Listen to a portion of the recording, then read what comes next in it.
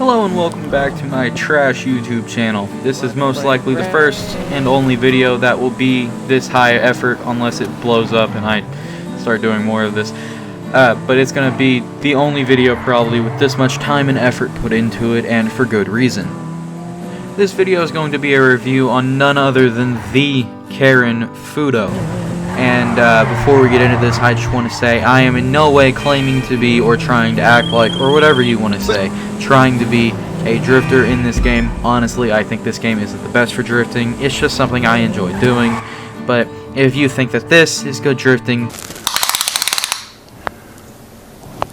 That's quite big. Impressive. Please seek help immediately. Anyway, the Futo is primarily based on a 1983 to 1987 Toyota Corolla 11 AE86. Now, reading straight off Southern San Andreas Super Autos, where you can get the Futo for a grand total of $9,000, the Futo is Karen's gift to a core demographic that needs nothing more than a lightweight chassis, rear-wheel drive, and dangerously poor traction to have some good, wholesome fun. A few noteworthy things about the Futo is it's got quite good acceleration and pretty high top speed for how trash the car actually is. It's got good suspension, keeping it stable, higher speeds. It's good to go through turns, even though it's got dangerously poor traction, which doesn't make sense, but it somehow works, and I don't know why. It's just a really good all-around vehicle.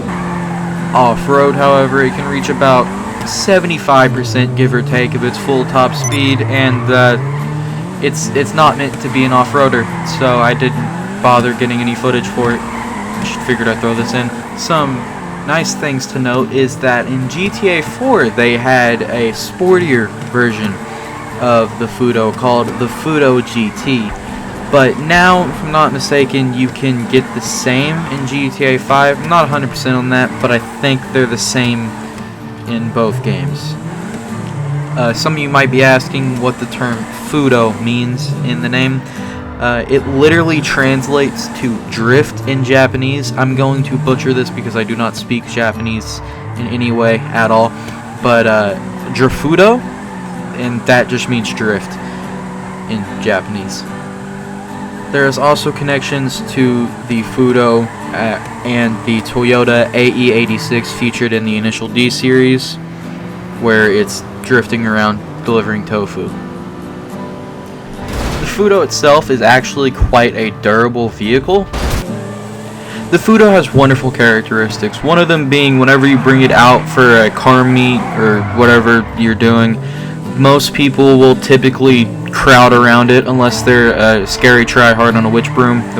In that case, they're just going to blow you up. There is no other option there. They have to kill you. KD's important. But if they're not the scary tryhards on the witch broom, they're most likely just going to admire your car. If it's trash, you might die. It's GTA after all. But if it looks good, they might let you live, and then they might, just might, get in their own Futo and follow you around, see what you're doing, stalk you, the usual GTA 5 things.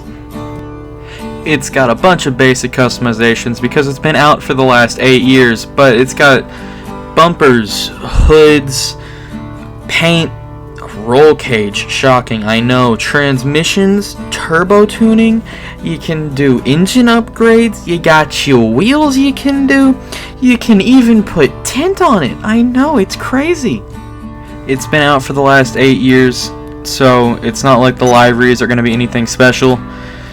It's got you got classic details, some rusty ones, a few drift-related ones, a few race-related ones. There's the all high and mighty and praised Princess Robot Bubblegum one.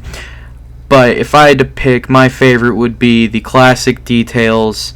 And yeah, that's probably about it.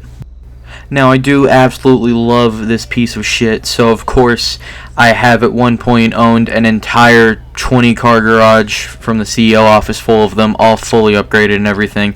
But then Rockstar decided to reset accounts, and I got handed an L, so I'm now just reset. But, you know, the collection is still growing because of how much I love these little pieces of shit. But that's about all I've got to say for them. It's a great all-around car. It's very cheap. there isn't much you can do to it in the way of customization, but you can still make them look pretty damn good. And that's all I'm gonna say about I never kept yourself out of Red Bull. Yeah, that's just dreadful. Yeah, Red Bull will give you wings till it's so bad it'll kill you. Red Bull got cool cars. Red Bull got cool planes. But Red Bull just has really dreadful taste.